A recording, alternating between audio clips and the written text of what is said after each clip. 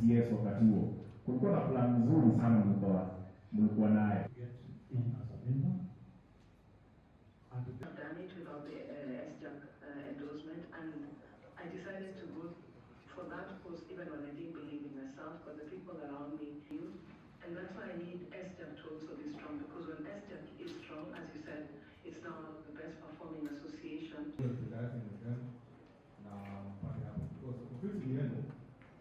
It's a public utility. Yeah, what does that concern with that? And demonstrate the impact of the work. So kama uko online na kuna maoni, you can text President or me and then Star, I'm you're a TV star.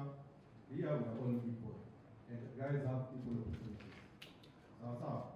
So that one we don't have a sacred cows here, and so the funny here is why people see this people is actually when. So I think in response, because the part yes. want to say something?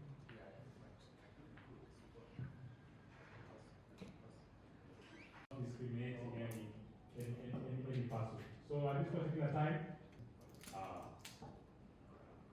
so tutakuwa na nzuri ya kuongea baadaye. Kuna baadaye. After tumepata report ya treasurer, alafu tutaachilia Nikidhani watu wote hapa mimi nitafika kila mtu. I don't discuss people because they are colleagues. Now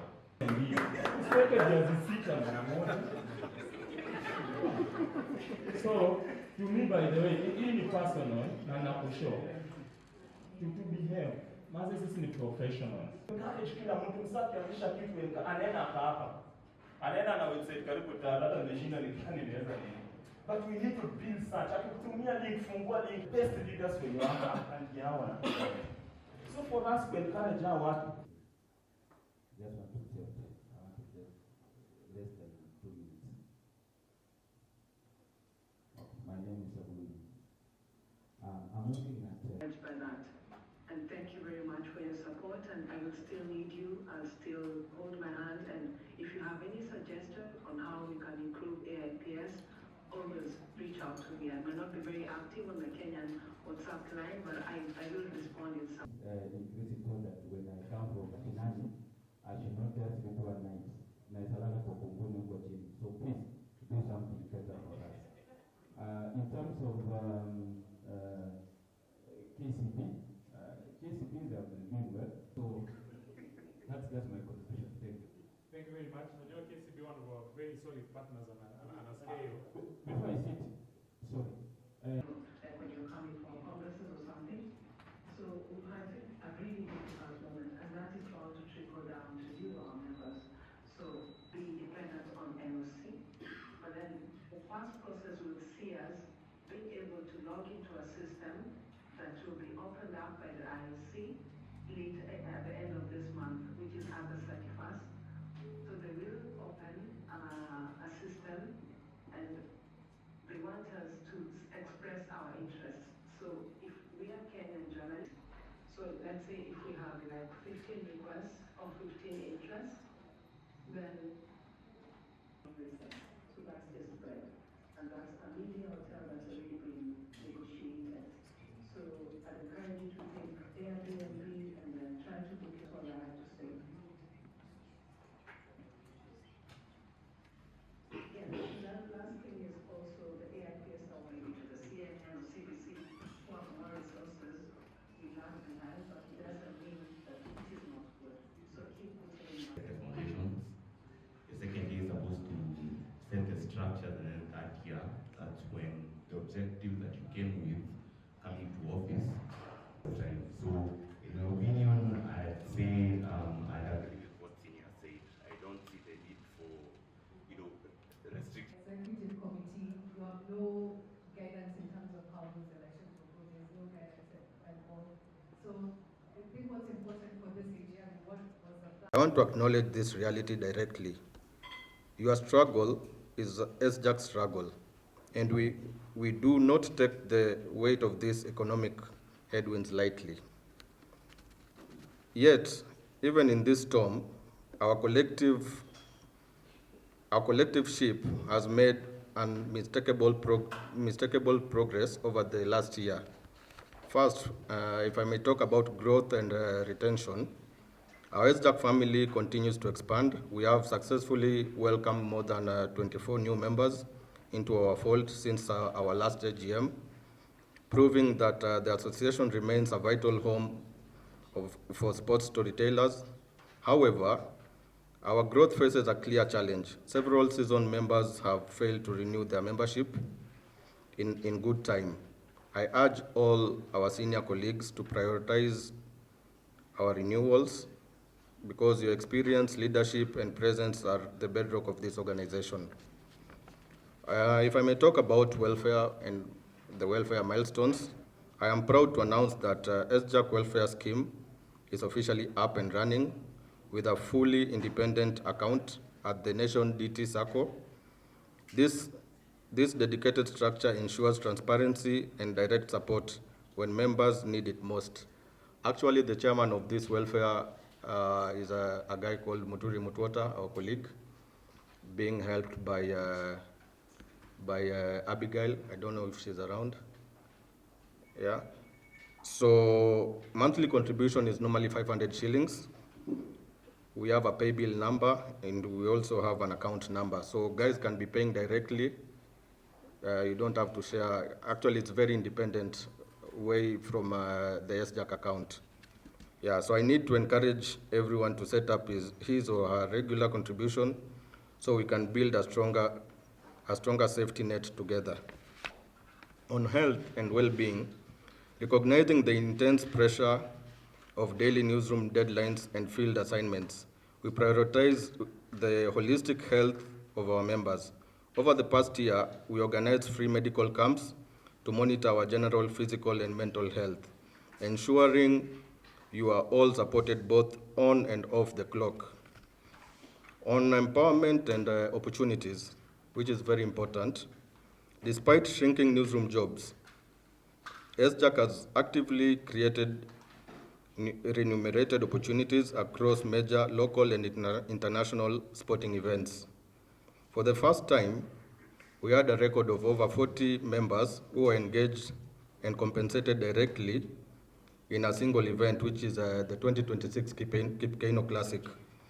Our members gained paid roles, coverage access, and media operations engagement across an impressive lineup, which include, if I may start with the international and continental events, that is WAFCON, currently going on in Rabat, Morocco, Commonwealth Games, which was in Glasgow, Scotland, World Under-20 Athletics Championships, Sekafa Women Championships, and the Africa Youth Games. Locally, we had Kipkeino Classic, Sirikwa Classic, and Nairobi City Marathon. I would like to encourage our members, I think there are like 9 of them, Mwangi Kirubi, Mwarav, Bernard Otieno, Elias Makori, Joseph Kipsang, Sila Kiplagat, Washington Onyango, Hussein Kido, Ivy Terry, Victor Otieno, and Vincent Voyo for winning various media awards in 2026. Our physical home, which is our physical office. As a reminder, Sjak continues to maintain this physical office at Nyayo Stadium, located next to the post office. Because the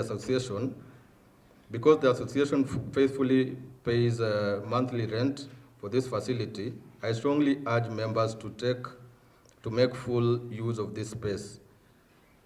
Sometimes you don't see members there for almost a week or two. No one visits the office, and yet we pay rent. So whether for daily work, meetings, research, or simply networking with peers, it is your space. Please take full advantage of it. As we look to the year ahead, our greatest asset remains our solidarity. I call upon every one of us to exercise tolerance, respect, and mutual understanding. Let us set aside our egos and remain accommodating towards one another. It's very important. When we walk through the doors of Sjak, let us all know that there are no titles or hierarchies here. We are all equal partners building a stronger future for Kenya sports journalism. This is very important because I've seen a lot of disrespect in the group, watu wanaitana majina and all that. Some people think they're more senior than others and all that. So let's be humble and accommodative to each other. So thank you for your unwavering dedication. Let us keep pushing forward together. Asanteni sana. So, Mr. President, members of the Executive Committee, distinguished members of the Sports Journalists Association of Kenya, our partners and also our auditors, and all the colleagues present. It is my privilege to present the Secretary General report of the year 2026 in this meeting. Now, for me, this report provides an account of what has taken place and what the Secretariat and also the Executive Committee has been able to do during the year under review.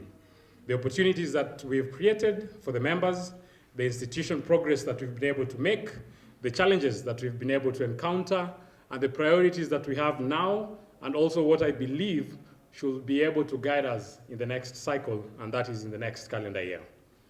Now, we meet at a difficult time, as our president has been able to allude to, in this field of journalism.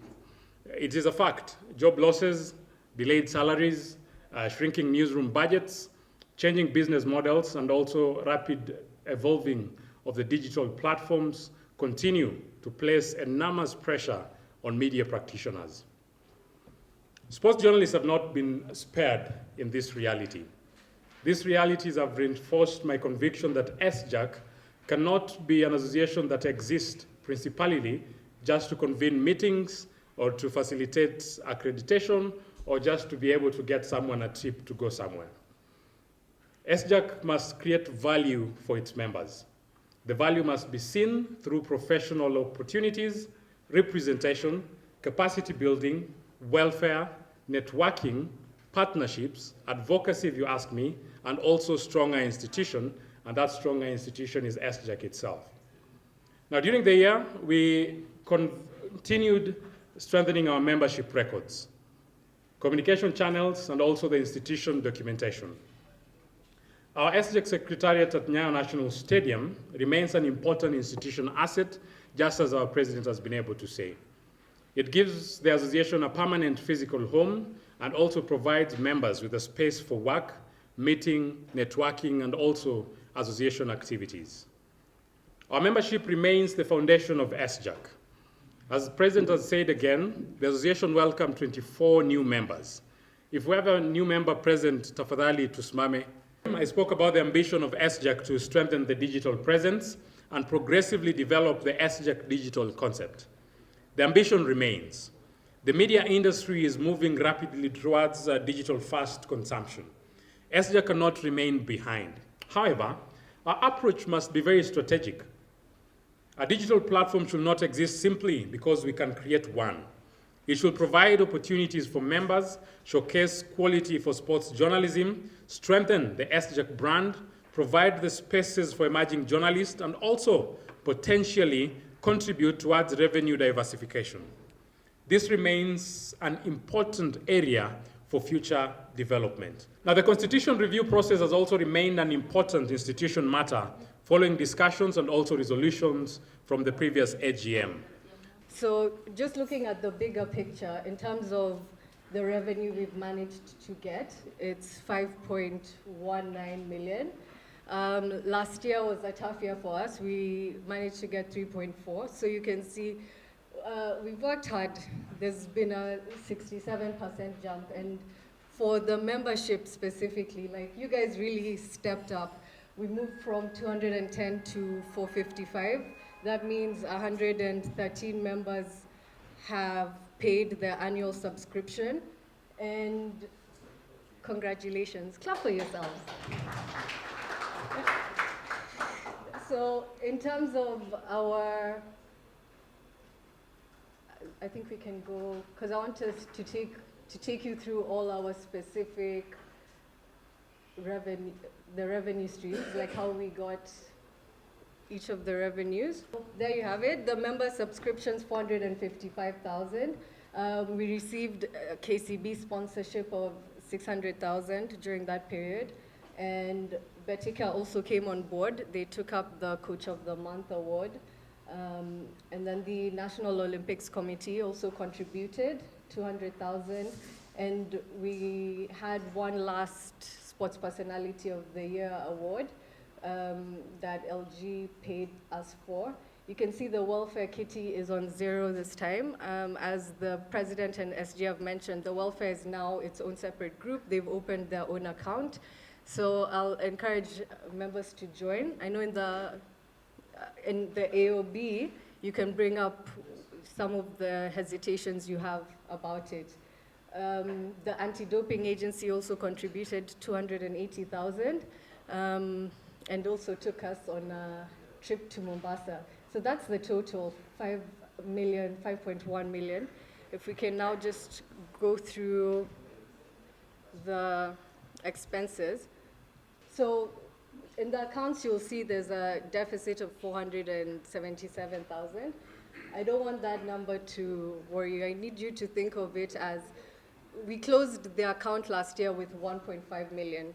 So we had a surplus of money in the bank account. And the whole point of this organization is to make sure we're spending the money and investing it back into the members and investing it into the activities.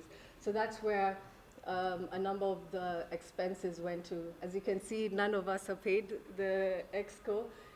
It's voluntary. And so our expenses come through a salary. None of us have paid a salary. Let me be clear. So in terms of the travel, meals, and accommodation, that's to fund all the traveling to all these different workshops, the travel costs. Moses mentioned Ateka. Ateka does a number of errands for us. And also we have these meals that we take care of in terms of like the CSR. So all of that. And then also for the various funerals that have happened, you know, we always send a representative of Sjak to be there when it's someone who's part of the Sjak membership. For the CSR, I don't know how many of you had the opportunity to go to the medical camps. CSR is something that we heavily pushed when we were campaigning, and it's slowly coming together. So I don't know if many of you managed to go to the medical camps. We also paid for the meals for the medics who are there, and there's some other different, you know, Abula has been spearheading our CSR. You know, we visit some of the former sports stars and, you know, we help donate to that. For the communication, internet, social media costs, the cost of running the website, the cost of every month paying to host, and also for the email address, and then the credit for the president, the SG, and Charity, who's been really handling that website. For the refund, these are members. We've been very, I think what we've done is trying to make this organization more professional. We've become more strict in terms of the vetting. We're taking it seriously. So if you apply to be a member, we have a vetting process now where you show that you're a sports journalist. Even if you're freelance, you show some of the work that you've done.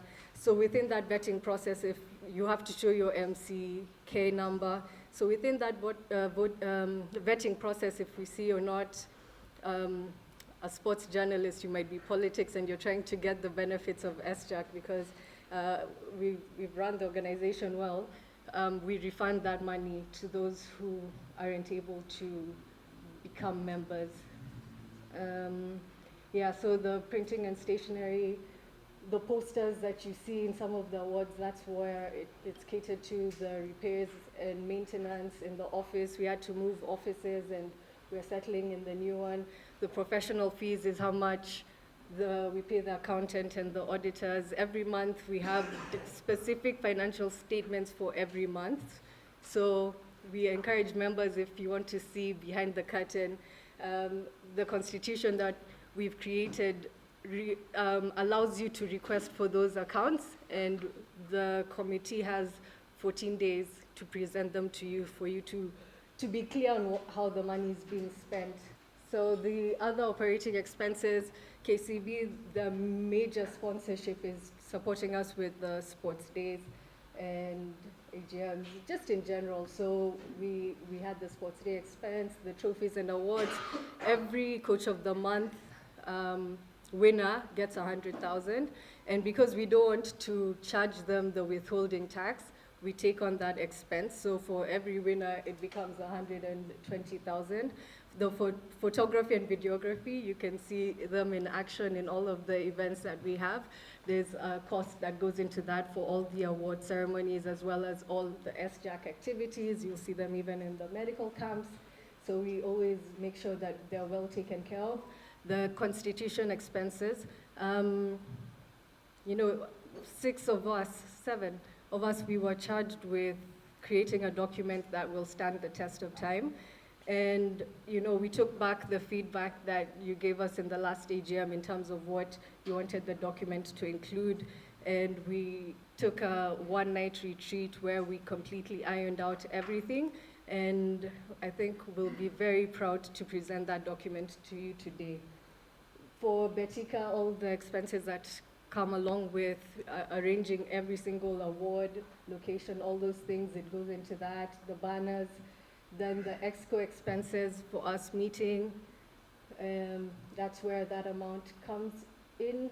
The SPOM expenses for the last one that we did for them.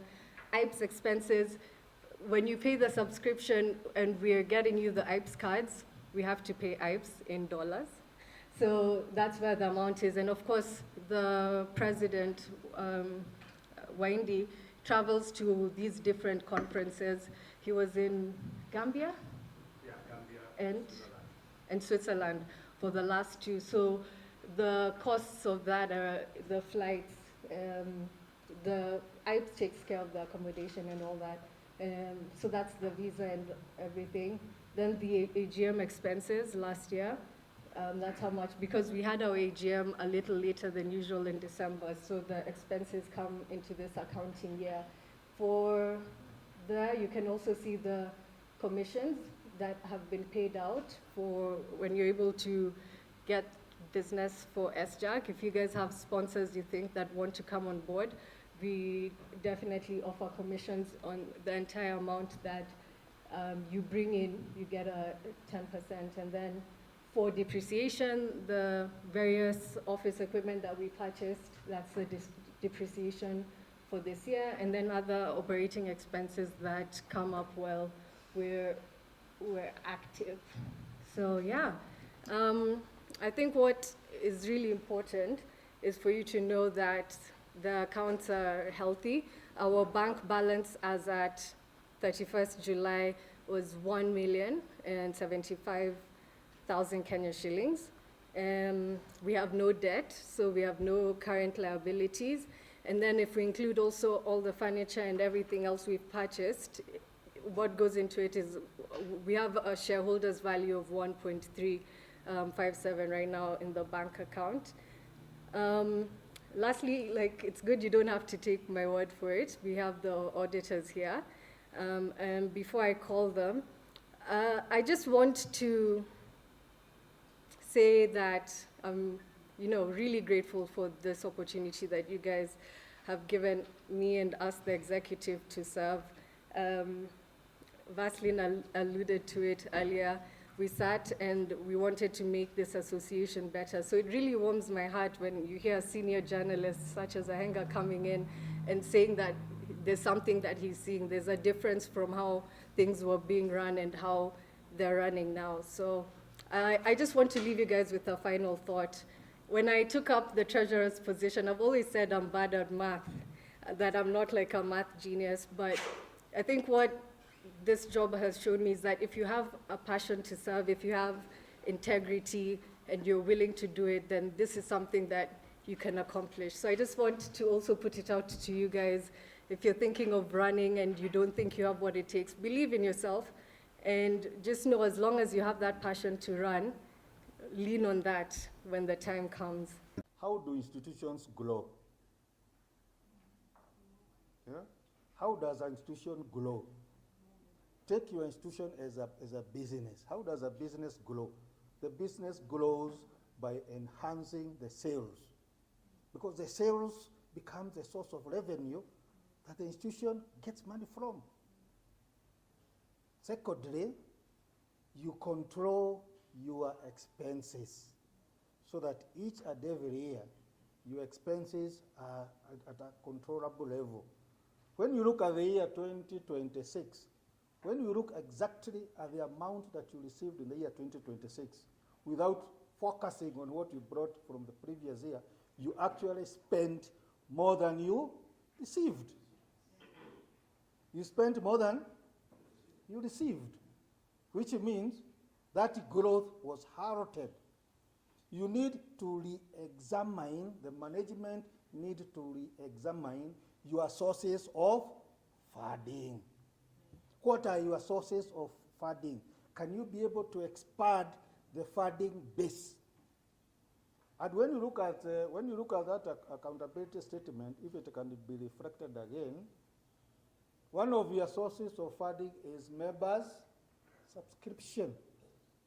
Are you saying that you have recruited all the sports journalists that you have in Kenya? Are they all of them on board? Bwana Treasurer, Secretary Moses, have you recruited all the members of the Sports Association? No. I'm very sure that you have a number of members who are sports journalists who have not joined your organization. So what are you supposed to do to embed them? What are you supposed to do to put them on board? What are the outreach measures that you are undertaking to make sure that non-members who have not joined you have joined you? What measures are you taking? You need to examine that.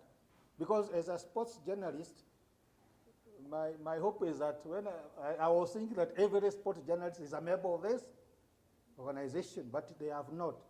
That is one source of revenue.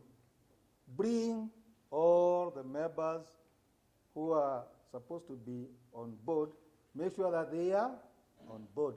What steps? And this is not the work of the committee to do. It is the responsibility of each one of you.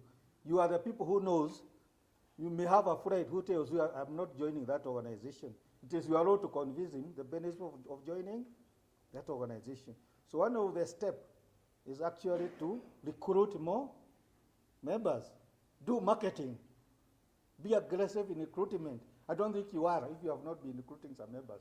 You need to be more aggressive in members' recruitment. Possibly it is also time you review your member subscription. How much do you pay? You need to make a decision like in this AGM, the amount that you are contributing, taking into account the inflationary measures that the country is undergoing. You know, we are experiencing inflation in this country. It means if you have been contributing 1,000 in the year 2022, due to the inflation, that 1,000 now is equivalent to about 600. Because inflation removes the value of the money. So you have actually been contributing less and less money as the year goes if your contribution has been stagnant. But the committee cannot make that decision by themselves. You need to pass a resolution whether do you review your annual and also monthly subscriptions. The committee can come with suggestions and see how you can be able to enhance it. That is one source of increasing your. Actually, an organization with a bank balance of 1 million, I would say it's a very weak organization, to tell you as a fact. You know that as we tell the truth. We tell the. Because I'm sure there are some individuals here with more than 1 million in their bank account. There are some individuals here with that money in their account. Does it mean? It means they are more strong than you are? Yeah, they are more strong than your organization. So I think one of the issues is that review your members' contribution. Secondly, you need also to look at your sources of donor funding. do you have somebody who writes funding proposals for you? Have you gotten in touch with people who write proposals? I've worked in the NGO world myself. At each and every time we're asking, this donor funding is coming to an end now. How do we ensure that we reach out to our donors? Request them to give us additional funding. Request them to continue funding us. Look for new sources of funding. You need to look for new sources of funding. And they are there, donors are there. I think possibly you may not have reached them. There are people who write proposals. You need to get in touch with them so that you can have additional sources of money through donors meeting. Another possibly, which may not be adequate, possibly not enough at this time, is to look into expenses. But I think they have tried to squeeze them as much as possible. There is a level in which expenses cannot be squeezed below.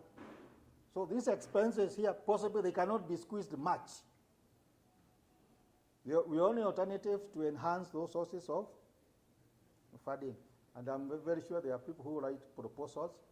Be in touch with them and see what they can do. I think the partnership that we have had with Sjak stems back to the inception of ADAC in 2016. And I think we have steadily been able to strengthen that partnership with time. And we really value the contribution that you members of the Fourth Estate are making to the creation of awareness and just giving information on the fight against doping is concerned. You make very great contribution to the same. But allow me to begin by thanking Sjak for this invitation and for the honor of standing before you, who are very important people that put pens, camera, and microphones in shaping how Kenya sees itself in the arena of sports. And I just want to say that you are not just, you've come out very strongly, not just as bystanders in this fight, but you fully claimed your position as the last line of defenses between our athletes and the forces that will actually corrupt them in terms of doping. I will sound a bit philosophical today. And having worked with the agency for the last almost 10 years now, and been in the hot seat in the fight against this very, very cruel menace, and as a professional in this field, I have come to believe that how we prepare our athletes, both physically and mentally, and I'm not just not speaking to the journalists, but of course the whole fraternity in sports, how we prepare our athletes physically, mentally, morally, is not just a side conversation to competition. It's a whole story. And the medal is only the final sentence to enlarge that longer paragraph which we're talking about. So the questions that we need to ask ourselves as the fraternity of sports, and is really a question that needs to trouble all of us this afternoon, is how prepared truly is the Kenyan athlete to face the world of the current competition that's going on now. Because we are normally very quick to celebrate preparations measured in kilometers, the outcome of it, and the personal best times that are normally placed by our athletes. But there is normally a second, quieter preparation that we rarely ask about. And the question is the athlete prepared to say no to the predisposing factors that lead them to be corrupt in terms of doping? Is the athlete prepared to face a coach who normally whispers that everyone is doping, so please do it? Is the athlete prepared to walk away from a supplement of unknown origin handed over to her by a well-meaning but poorly informed manager? Is the athlete prepared to understand what they are putting into their body and why they are doing so. So too many of our athletes arrive at the start line superbly conditioned by the track and dangerous unpreparedness by the systems around them. And basically, what the outcome that normally, you know, what we see is not their failures, but can we now take the blame and say, if the outcome is negative, let's own that failure ourselves. So that's the uncomfortable question which we need to ask ourselves. It's a very hard question, it's not a soft one, and in many ways, we need to be bold enough to do so. But let us also reflect on some of these predisposing factors that, you know, get our athletes to ignore the process that produced the product. So we predispose our athletes to doping every time a young runner from the village with, you know, no proper coach, no proper doctor, no proper education, that we, you know, expose these athletes to the podium and expect them to finish as the only route out of poverty. So we predispose our athletes to, you know, these, you know, doping, you know, practices in the sense of building economies around ourselves. And we will talk about around ourselves is economies around ourselves as we act as agents, as we act as sponsors, and we hang around these athletes so that then we can benefit from all this. And of course, the only way we can benefit from them is building their image around winning as the only thing, as the only accolade that they are supposed to receive. So allow me to plainly name some of these predisposing factors. And firstly, I would like to talk about the economic desperation. When sport is the only visible ladder to out of poverty, the pressure to win by all means become almost unbearable. We have seen situations where our athletes who come from very poor families, so the parent is in the village in Elgeyo Marakwet, the athlete needs to go to Iten and train. The parent sells the only cow that is left in the village, then sends this athlete to Iten so that the athlete can be able to pay rent and take care of themselves. So the athlete can't come back home because there's no other milk to take. So the athlete has to do everything possible, and this whole society gives these athletes a lot of pressure to do everything that is possible to enable the athlete to win and get the family out of poverty. So that becomes a bigger predisposing factor. So how do we work, and how do we, you know, shape our messages to work around that? Secondly, there is the problem of unqualified entourage, and where too many of our athletes are surrounded by agents, coaches with no accredited training in basic components of, you know, nurturing talent, and they end up probably then prescribing some of these substances with no outstanding rules and risks that are associated to it. The other predisposing factor is the culture of silence, where our athletes who suspect doping in their training camps rarely speak for fear of being ostracized, dropped by sponsors or worse, which is a big problem. And the other one, a public culture which we have created ourselves, and I think most times we ask the questions to our athletes, did you win? Far more urgently than what we are supposed to ask, how did you win? And what did it cost you for you to win that particular race or that particular competition? So these are some of the factors that needs to be addressed, and none of them is inevitable and bigger than the other, so that then we create a positive environment for these athletes to win it right, rather than winning it at all costs. And therefore, I think the clarion call which we are making as the agency, because then we want to move from the nation of being an enforcer of being a detector to more of being a preventer, and more being a trusted partner that can be able to build confidence. We are looking at building confidence in our athletes in such a way that if they meet an agent or a coach who wants to corrupt them, they should be more confident in saying to them and to tell them that let others come and solve this problem.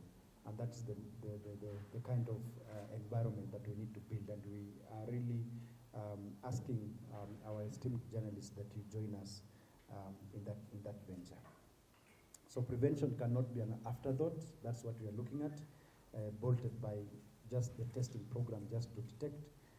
We need to build an architecture from, a genuine preventive structure which, needs to rest on certain pillars. And one of the pillars is education, which needs to start early. And that's why we have a curriculum which we have built with the KICD.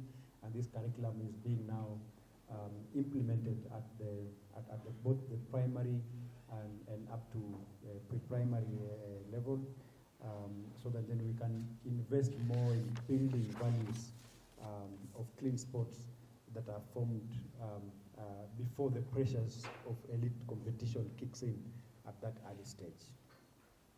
We also need to come together so that then we build a protected entourage.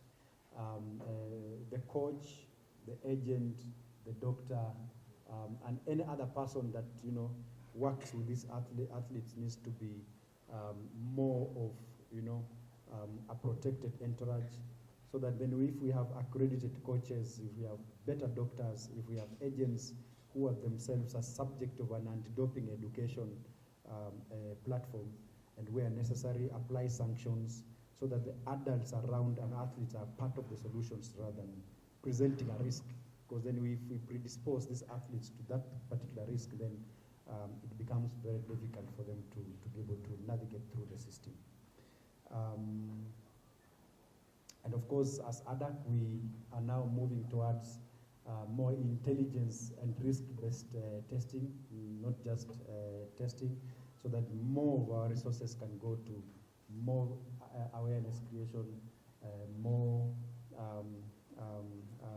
information sharing, empowering our athletes and any other entourage around our athletes to make informed decisions moving forward, so that then it can be a preventive strategy to doping.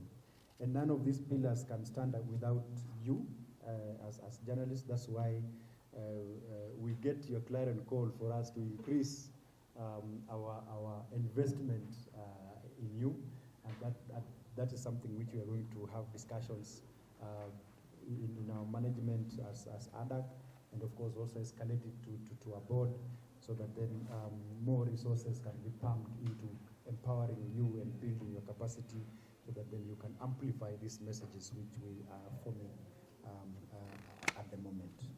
But at the same time, we are saying that a partner in journalism who investigates a suspicious training camp, who asks us hard questions the way the SG has said now, and of course that leading to that transformed athletes. This journalist who gives airtime to a whistleblower rather than only just a champion is doing preventive work as real as any other laboratory test that we will ever take any sample to in the world. So if doping offers a shortcut, then the only durable answer is to a shortcut that is a better road. A better road is giving that particular empowerment to the athletes from the scientific perspective. And therefore, I think then I will add on my professional contribution to it, that Kenya, where we have reached now, we need to embrace a lot of science, because science is now the way to go. It's going to give us proper habits. It's going to give us the way to train our athletes with the right components for them to be trained, that is evidence-based, then we can be able to encourage a lot of, monitoring that is scientific and bring in technology to it, so that then we can have our athletes have that competitive edge compared to other athletes in other parts of the world. And therefore and I think our director for sports is here. And of course, they work very closely with our federations, because our federations sit at the very center of this entire conversation, which we need to have as the sports fraternity, because they carry the highest responsibility, which we are not looking at it being delegated anywhere else. And they need to invest more in their athletes' welfare, in their athletes' education programs, and not just to treat them as optional extras, dependent on donor goodwill, and of course just looking at them positively after they win. They need to license our coaches, train our coaches, build capacity of our coaches, and protect, and regulate the entourage in terms of the agents who work with our athletes, and put in place measures to ensure that those standards are not breached but achieved. And I think at this juncture I would like to echo and congratulate Athletics Kenya, because Athletics Kenya now they have come up with a system to vet our coaches, to register our coaches, to license our coaches, and regulate that space of the athletes' entourage. I think it will really help us as ADAC, and we are very grateful in combating the menace of doping. To our esteemed sports journalists, I think our message is you're very conscious of your profession, and we appreciate every story you write. We appreciate every question you ask,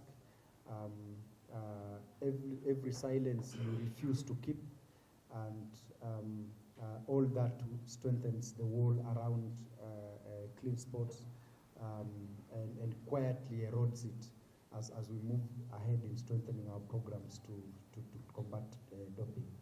So the CEO would like to ask you to continue relentlessly fighting the same, but of course with the athletes, interests at heart, so that we can be able to protect our athletes and protect our nation at all. The fourth estate is our very, very close partner. We sometimes do not only hear the good things, especially when you expose our weaknesses, but also we are together when you celebrate our victories. More than that, we are working together to build a better sports system than just to report the scores and what's happening. We have traveled together, we have worked together. I believe that you were with us when we were working on the sports review, and many times we are informed of the decisions we make. Even every time you see our PS or our minister, it's what probably, even at the top level, HE, it's basically what you have informed us, and it helps us make decisions which are meant to improve the sports ecosystem in this country.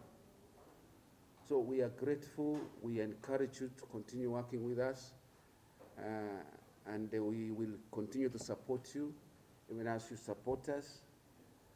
Many at times when the leadership of Sjak has come to us concerning especially major championships, which are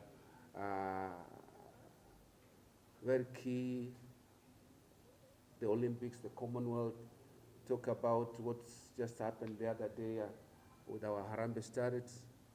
We want to appreciate. It's very true, it's very obvious. We cannot always keep quiet. You can never keep quiet. You will never do your work if you do not come and expose Ratemo and his misdeeds, because we are interested in improving sports, not for ourselves, but for the sake of Kenya and our younger people and the future. So we also appreciate the fact that you are our controls in a way. Yeah? We are aware that when we do wrong, we shall be exposed. And therefore, we truly want to appreciate the very pertinent role that you people play. And we encourage you and we invite you to come to our offices. They are open to you. As Sjak, President is very much aware that our offices are open to him. Yeah? And any one of you, in case you want to learn something, you want to advise us on anything, please, you are most welcome.